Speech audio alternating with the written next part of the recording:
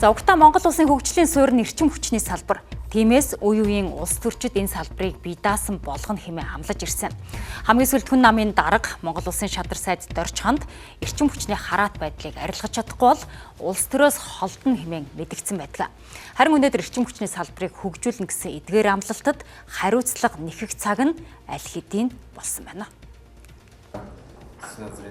За 2024 оны сонгуулийн дараа байгуулагдсан оюун эрдний засгийн газрын нэн тэргүүний бодлого нь эрчим хүчний үнийг чөлөөлж, эрчим хүчний хараат байдлаас гарах цаашлаад урт хөршид эрчим хүч экспортох зорилт байсан. Үүнийг ч хүн намын дарга Дорж ханд гардан гүйцэтгэхээр болж эрчим хүчний реформыг барьж авсан байдаг. Тэдэд оцоллоор 2-3 жилийн дотор эрчим хүчний хараат байдлаас бүрэн гарч хятад руу сэргийгдэх эрчим хүчийг экспортлох зорилтыг тавьсан билээ.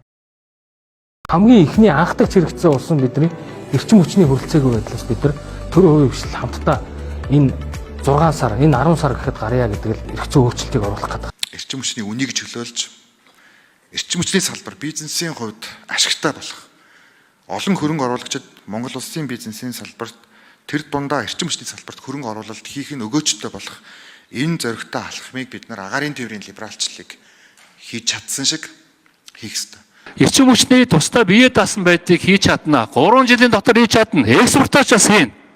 Ямар ч байсан 27 оноос цаашаа Монгол улсын эрчим хүчний систем төвийн бустай чадлын дутагталд орохгүй байна. Түүнчлэн нийслэлийн засаг даргын зүгээс мөн адил эрчим хүчний хараат байдлаас ойрын жилүүдээс гарна гэсэн амлалтуудыг өгч байсан удаатай. За улс төрчдийн тооцоолсон 3 жил 2027 оны 12 дугаар сарын 31 гэхэд дуусна. Иймээс ч тэдний ажлыг дүгнэх 2 жилийн хугацаа үлдээд байна.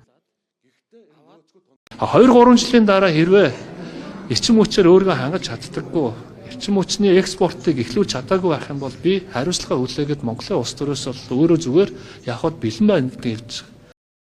За хэрвээ 2027 оны намар буюу 18 сарын дараа гэхэд Монгол улс эрчим хүчээ экспортлохоо байдаггүй маа гэхэд дотооддоо хангаж чадахгүй бол Дорж ханд чойж сүрэн тэргүүтээ улс төрчид төрийн ордны хаалгаар дахиж шагаах харгүй болж байна.